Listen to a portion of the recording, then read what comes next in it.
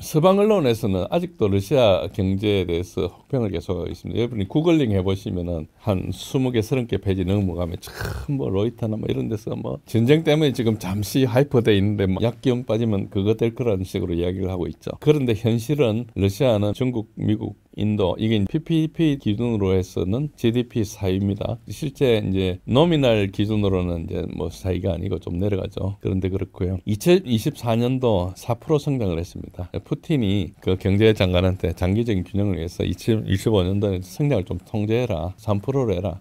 인플레도 좀 방지하고 이렇게 뭐 오래 못 간다 그런 이야기를 했고요. 러시아의 경제가 호황인 이유가 일단 처음에는 전쟁 물자 생산으로 가동률을 높으니까 호황이죠.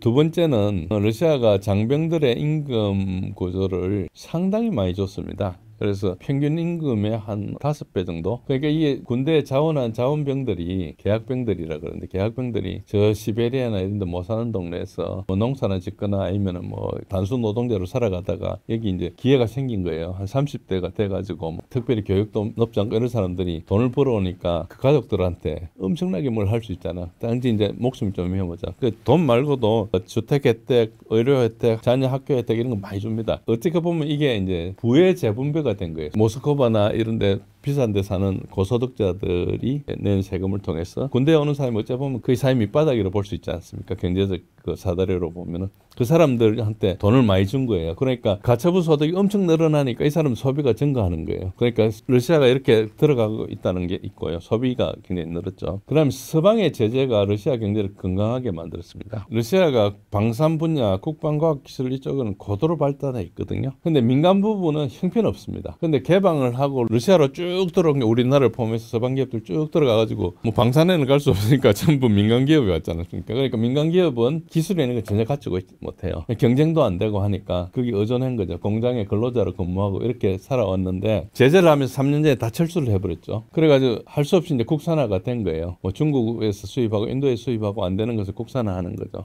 국산화하니까 보호무역 그 산업에 대해서 러시아가 취약했던 그 산업에 대해서 보호무역 효과가 생긴 겁니다. 대표적으로 지금도 러시아는 자동차 할 때 단추로 시동 누르는 거 잘 못 만들어요. 되기는 되는데 모양 만드는데 많이 만들고 신뢰성 검증 이런 걸 안 거치다 보니까 아직도 어떤 데 뻑뻑거리고 그래요. 푸틴이 시찰을 왔는데 그거 보이는데 안 돼가지고 그러니까 민간이 발달해 있지 않는 거예요. 기술이 떨어진 게 아니고 상업화하고 하는 그런데 특히 이제 신뢰성 이런 걸 높이는데 잘 못하는 거죠. 그런 식으로 이제 갔는데 어쨌든 이런 문제가 생겼죠. 근데 이제 우리가 서방에서는 뭐 세탁기 뜯어가지고 그 반도체를 한다 뭐 이상한 소리를 하고 있는데 러시아 컴퓨터 기술이나 기술 굉장히 뛰어납니다. 그런데 일단 중요한 것 중에 하나가 이제 그때 보잉사나 에어버스나 이런 항공기를 가지고 민항기를 썼거든요. 그러니까 엔진도 안 좋고 부품도 안 좋으니까 이제 문제가 발생하는 거죠. 그래서 그걸 국산화합니다. 그래서 대표적으로 PD-14이라는 저 민항기 엔진을 개발했거든요.